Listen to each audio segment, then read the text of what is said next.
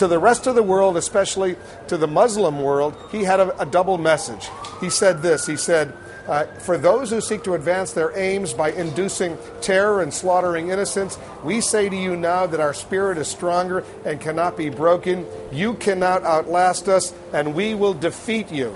But then a couple lines later, he said this, to the Muslim world, we seek a new way forward based on mutual interest and mutual respect. I think that message, David, was a powerful message to send on this critically important day. Yes, and it's interesting. I do think there was a hard edge, as Bill Bennett said, to some of this speech.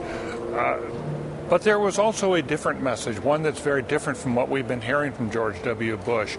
And that is a very strong message. And I thought some of the most important words in the speech were to the message he wanted to send, that America is a friend of each nation and every man, woman, and child who seeks a future of peace and dignity. And we are ready to lead once more. Those are the words that the world has been waiting to hear.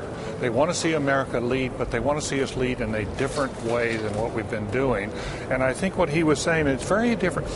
The second inaugural of George W. Bush just 4 years ago was entirely, the theme was a crusade for democracy, to remake the world as democratic nations.